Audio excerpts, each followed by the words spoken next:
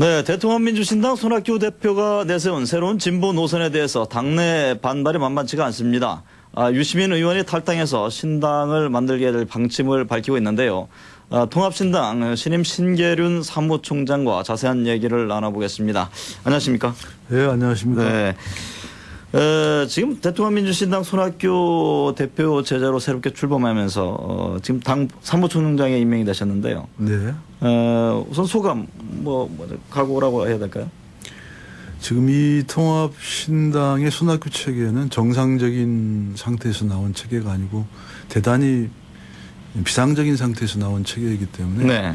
이 정권은 근본적으로 다르다고 생각합니다. 그래서 상당히 많은 부분 비상적으로 운영될 수밖에 없고 비상한 상황에 대처한 중앙위원회의 선택이기 때문에 매우 무거운 책무를 지고 있는 그런 신당이다 이렇게 생각합니다. 네, 지금 손학규 대표 체제 이후에 지금 탈당하는 의원들이 잇따르고 있는데 오늘은 유시민 의원이 탈당을 했습니다. 지금 당 상황을 어떻게 보십니까? 탈당을 하시는 의원님들의 어떤 면에서 마음은 이해할 수 있는 면도 있지만 지금 그건 대단히 옳지 않은 것이라는 얘기는 내가 누차 드린 바가 있고요. 네. 유시민 의원도 어제 전화를 저에게 해서 그런 의사를 표명해서 제가 그렇게 하는 것이 옳지 않다라는 얘기를 여러 번 했지만 탈당하고 말았습니다. 그런데 그런 일은 아마 제가 볼 때 지금 상황에 대한 이해가 좀 부족한 데서 오는 것이 아닌가 이렇게 생각을 하고. 네, 지금 이해찬 전 총리도 탈당을 했고 관련해서 이른바 친노신당이 새로 만들어지는 것 아니냐 이런 예측들이 나오고 있는데 그에 대해서는 어떤 전망을 하고 계신지? 전 친노신당을 만들 준비를 하고 그분들이 탈당을 했다고 생각하지는 않고요. 네. 또 국민들이 그렇게 생각을 받아줄 것 같지 않습니다. 지금 필요한 것은 뼈를 깎는 반성과 자성이고 반성과 자성의 토대 위에서 새로운 비전과 희망을 만들 수 있느냐 없느냐 이것을 보고 있는 것이지 한 개인이 떠나느냐만 이런 걸 보고 있는 것은 아니라고 생각합니다. 네, 지금 대통합민주신당의 손학규 체제는 기존의 신당과 비교해서 어떤 점이 많이 달라지는 건가요? 맨 처음에 제가 말씀드렸지만 이건 비상한 상황에서 네. 구성된 지도부이기 때문에 근본적으로 전망, 조직 운영 이런 게 다를 수밖에 없죠. 이를테면 지금 그야말로 참담한 패배에 위해서 이 상황을 어떻게 극복할 것인지에 대해서 정권을 위임받은 손학규 대표와 네. 그것을 앞으로 꾸려나가야 할 지도체제의 구축 이런 구상이기 때문에 전과는 근본적으로 다른 그런 체계라고 할 수가 있을 것 같습니다. 네, 지금 사무총장께서는 참여정부 초기에 또 중요한 역할도 하셨는데 신당의 대선 패배 요인 중 하나가 참여정부의 심판이 아니었느냐 이런 이제 관측들을 합니다. 이에 대해서는 어떻게 보고 계십니까? 당연히 그런 측면이 강하다고 생각합니다. 네. 참여정부가 일단 지금 현실에서 국민들의 심판을 받은 것이다. 네. 이렇게 봐야 하고요. 그걸 부인할 수는 없습니다. 그러나 역사적인 평가는 나중에 따로 하겠지만 현재 있는 국민들의 평가는 그렇다 이것을 받아들여야 한다고 생각하고요. 다만 참여정부만 잘못한 것이 아니고 당과 당 관계한 많은 사람들이 그와 비슷하게 잘못했다는 각성과 반성이 좀 필요한 그런 분야가 아닌가 이렇게 생각합니다. 네, 지금 손학규 체제의 노선에 대해서 중용과 실용주의라고 하는데 이게 구체적으로 어떤 방향을 말씀하시는 거죠? 아직 전면적인 이해를 하기는 어렵습니다. 저도 네. 들은 바가 없고. 그래서 실용적 관점을 유지한다는 것은 필요하다고 생각하는데요. 어디에다 근거를 두고 어떤 방향으로 실용적 관점을 얘기하고 있는 것인지 아직은 불명료하기 때문에 명확히 설명하기 좀 어렵다 이렇게 생각합니다. 네, 얼핏 이제 이명박 정부도 실용주의를 강조하고 있지 않습니까? 그와는 좀 어떤 차이가 있는 거냐라는 우선 그런 의문이 드는데요. 그래서 저도 그걸 체계적으로 연구하거나 들여다보지는 않았습니다. 다만 보수의 기반을 두고 실용적 관점을 유지하는 것인가 또는 진보의 기반을 두고 실용적 관점을 유지하는 것인가. 네. 그래서 어디서 만나는 것인가 헤어지는 것인가 그런 생각은 해봤습니다만 구체적으로 그 노선이 무엇인지 명료히 이 자리에서 말하기 좀 어려운 측면이 많다 이렇게 생각합니다. 지금 비상시국이라는 그런 말씀을 하셨는데요. 신당에 이제 손학규 대표 체제가 들어서고 각 당 대표가 지금 모두 한나라당 출신 아니냐. 이게 도대체 이 상황을 어떻게 봐야 하느냐. 일각에서는 이런 얘기들도 나오는데요. 예. 어떻게 보십니까? 그 상황이 아주 정상적인 상황은 아니라고 저도 생각합니다. 그러나 이 한나라당에 계셨던 분이 한나라당이 문제가 있다고 정리하고 나와서 당 경선에 참여했고 승복했고 이미 현실 지도체계 속에서 움직이고 있기 때문에 과거를 갖고 지금 누갈 것은 아니다 이렇게 생각을 하고요. 더구나 참패한 우리 당의 경우에는 그것이 굴욕적으로 느끼는 경우가 있다 하더라도 그걸 감내해야 된다 이렇게 생각합니다. 네. 충청권 지역 일부 의원들이 뭐 자유신당으로 가지 않느냐 이런 뭐 관측들이 나오고 있는데요. 지난번에 강삼재 지금 그 자유신당 그 의원도 뭐 두 자릿수 의원 이동 얘기를 했는데 앞으로 그런 움직임이 예견이 됩니까? 뭐 신당을 창당하는 것은 자유입니다. 그리고 네. 국민에게 여러 가지 정책적 뭐 이런 것 보여주는 건 자유입니다만은 남의 당 얘기라는 것은 그렇게 예의 바른 얘기는 아니라고 생각합니다. 네.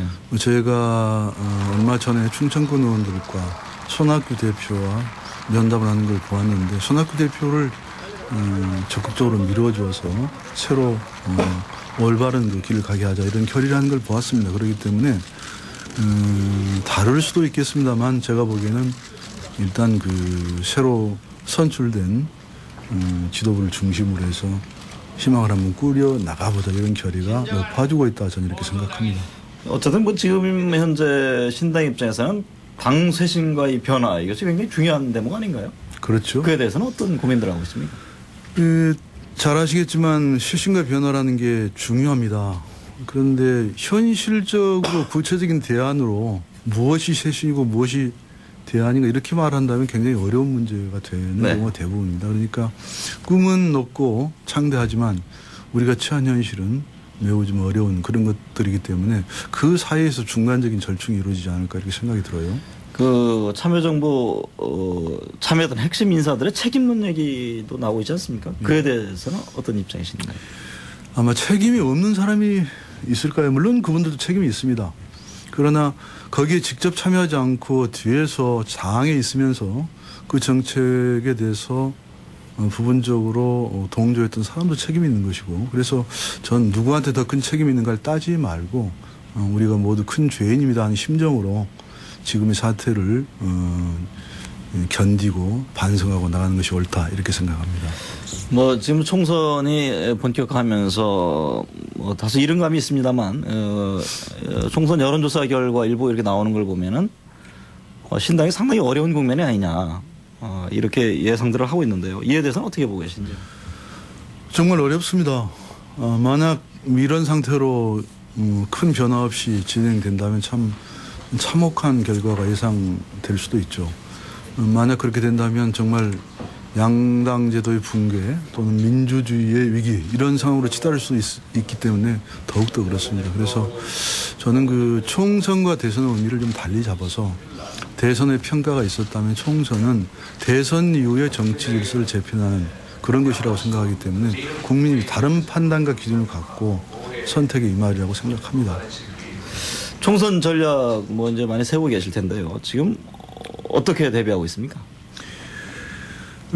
총선 전략에서 제일 제가 지금 생각을 많이 하는 것은 아까 약간 말씀하셨습니다만 이 대통령 선거가 노무현 정부와 우리 당에 대한 강력한 심판이었다고 한다면 총선은 그 심판이 지난 다음에 그 이후에 국정 운영의 미래에 대해서 정계 질서를 재편하는 것이기 때문에 전혀 다른 기준이 작동될 거라고 생각하고요. 저는 그때 제일 중요한 것이 각 정파들에 대한 국민의 시선이 한쪽으로 힘이 너무 지나치게 쏠리지 않게 견제와 균형의 원리에 입각해서 어떤 힘을 이렇게 분산시켜주는 그런 선택이 매우 필요하다 이렇게 생각을 합니다. 손학규 대표 그리고 정동영 전 후보도 어떻게 이번에 지역구에 출마를 하게 되는 겁니까? 그 문제는 아직 결정된 바가 없다고 생각되고요. 그리고 국민의 여론과 본인들의 판단을 종합해서 추후에 결정해야 할 문제라고 생각합니다. 뭔가 이제 공천 관련해서도 큰 기준 틀을 좀 잡아야 될 텐데요. 어떤 기준을 지금 내세우고 있습니까? 공천의 기준을 아직 잡지는 못했고요. 지금 제가 생각할 때는 이 공천이라는 게 이 어떤 특정한 집단이 자기 이해를 관철하기 위한 수단으로 왕왕 작용했던 경우가 있기 때문에 네. 제가 볼 땐 가장 중요한 것이 자기가 처한 조직에 대한 정체성과 그다음에 대중성이라고 그럴까요? 국민의 지지가 얼마나 있는가. 이 두 가지가 중요한 기준이 되지 않을까 그렇게 생각합니다. 한학갑 전 대표 그 제3지대에서의 신당 창당 얘기를 했는데요. 그 같은 제안, 그 같은 움직임은 어떻게 보십니까? 글쎄 뭐 그런 생각을 할 수는 있겠지만 지금 국민들이 그렇게 생각하는 것 같지는 않습니다. 지금 아까도 말씀드렸지만 한나라당의 거대한 한나라당의 어떤 이 흐름을 어떻게 여하히 견제할 수 있느냐 이런 관점에서 더 많은 국민이 생각한다고 저는 보고 있기 때문에 네. 그런 흐름에 대해서 과연 얼마나 많은 국민들이 박수를 보낼지 저는 좀 그렇지 않다고 생각합니다. 네. 지금 법률권 연합 공천 가능성은 어떻게 보십니까? 현재의 시점에서 연합공천을 얘기하기는 좀 빠르지 않은가. 물론 그 불가능하다는 뜻은 아니겠지만 네. 우리 역사상 연합공천이 성공한 전례도 없고 그래서 조금 시기상조가 아닌가 이렇게 생각합니다. 네. 민주당의 연대 가능성 얘기가 계속 나오고 있지 않습니까? 예. 그 문제는 어떻게 민주당의 정리하겠습니까? 연대 가능성도 저는 가능하다 하면 통합을 할 수 있으면 통합도 해야 되고 연대할 수 있으면 연대해야 한다고 생각합니다. 네. 제가 알기로는 여러 채널에서 서로 대화를 하고 있는 것으로 알고 있습니다. 네. 신재련 사무총장님 오늘 말씀 잘 들었습니다. 네.